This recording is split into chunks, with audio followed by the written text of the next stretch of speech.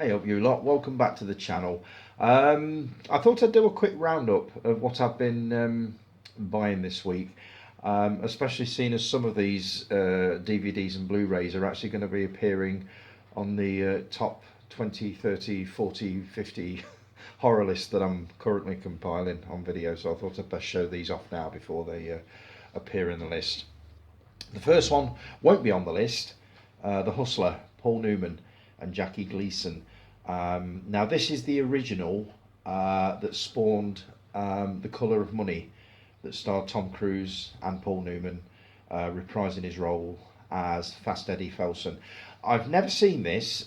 What started me off with this one was I was listening to the Talking Pictures podcast last week, and they are screening it, or have probably already screened it now, and I thought I really wouldn't mind watching this in high def. So this was actually not bad. This was $7.99 from Amazon, and it also increases my steelbook collection, because it is a steelbook. So let me just, this is a kind of an unboxing as well, might as well. Let me just take this off and I can show you what it looks like. Dave Lowe, you'll be interested in this, you like your steelbooks, don't you? Here we go. It's in a little sort of cardboard jacket thing that comes away, and it's a very handsome looking thing. There we go. There we go. Got the disc inside. You got nothing else. There's no booklets or anything in there, but it's just a nice little steelbook that increases my collection to, I believe, 3, or is it 4? I can't remember. But it's not many. But that's nice. I like that. Looking forward to watching that one. It's quite a long film. I believe it's about 2.25 hours, but it is a real classic to do with pool players, pool sharks. So yeah, looking forward to having a look at that one. Now on to the Halloween stuff that is eventually going to be featuring in the list that I'm doing of the top my favourite horror movies. The first one, oh, this is for you, Chris Hukin. You've been dying to see this one. The Book of the Dead.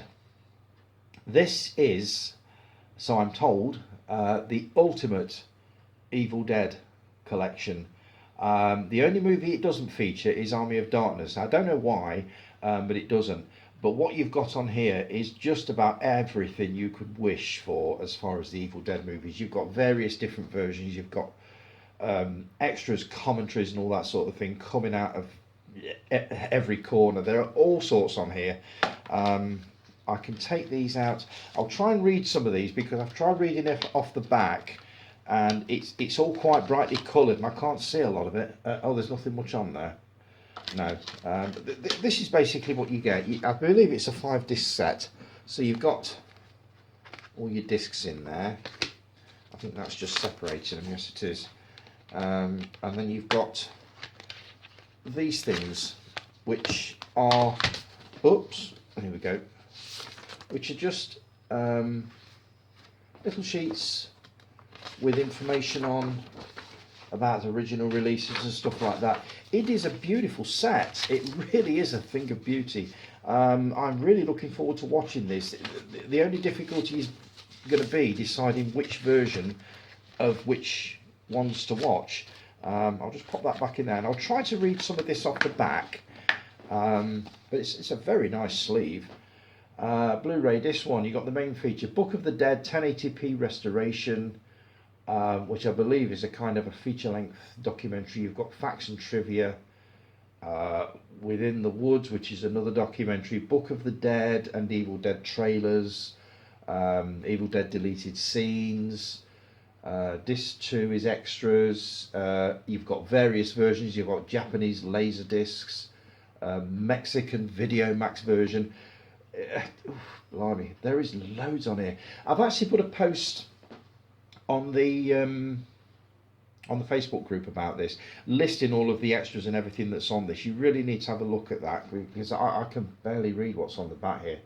On disc 3, you've got over 3 hours of previously unseen film footage. So it'd take you forever and a day just to get through all this. And I believe Super 8. Yeah, there's some Super 8 shorts on this as well. for those of you that remember Super 8. But this is a gorgeous set. I can't wait to put this on. I know you were interested in this, Chris. I believe he's closed it down now. It'll come back at some point. I'm fairly sure of it, because he must have made some serious money on this. But it's a really, really nice set, and I'm looking forward to getting into this. As I say, the difficulty is just going to be deciding which version to actually watch. Of the Evil Dead. The only one that's not on there, as I say, is the Army of Darkness, and whether that's not considered part of the trilogy, I don't know. And that's the only one that I've not actually seen. I have got the box set upstairs on DVD, and I keep meaning to invest in that. I mean, if I get that, I literally have got pretty much everything to do with the Evil Dead. But that I'm sure is going to be worth a watch. And Chris Eugen, I've got you to thank for these two as well. You started me off on these because you listed it on your favourite movies, and I thought, my God, I haven't seen those for ages. I'll grab those. Went on to Amazon, and for $7.99 each, you absolutely can't go wrong. The Hills Have Eyes, Wes Craven, superb, absolutely brilliant. Fairly low budget, but very effective horror movie. Some genuinely terrifying moments in this. It was remade a few years ago, and to be fair, the remakes were not bad. They were not bad. The violence content in them was definitely cranked up to about 15. But I remember thinking when I read that they were remaking them, how could they possibly make it any more unpleasant? But they did manage it. So yeah, that's worth a look. And also, The Hills Have Eyes Part 2. Obviously, I had to get the sequel. It was only £8, so I thought you've got to have both of them. I haven't seen this one for a long time, so I'm looking forward to watching those two as a double bill at some point. So that's good. The next one, absolute classic, Brian De Palma's Carrie, the original version. Now, this has been remade many, many times, at least twice that I can think of. But this is the Brian De Palma version, the original version, 1976, based on the Stephen King novel about a young lady that has telekinetic powers and uses them to terrifying effect, especially during the last half hour of the movie. It's absolutely brilliant. It has got one of the most amazing jump scare endings ever. I'm not going to give it away, but I can certainly see where the Friday the 13th production team got their idea for the shock ending in that one. Was from this, but this is brilliant. I haven't seen this for a while. As you can see, the cellophane is still on it, so it's still brand new. Got to get into that one. And another one. Now this, I don't remember this being a particularly good movie, but while I was on Amazon, it was on the same page as the two Hills Have Eyes movies, and it is a classic early Wes Craven one, The Last House on the Left. Notorious throughout the years for being banned for quite a few years. As I say, it's a very early, I believe it's Wes Craven's first movie. Very low budget, very, very sort of sleazy.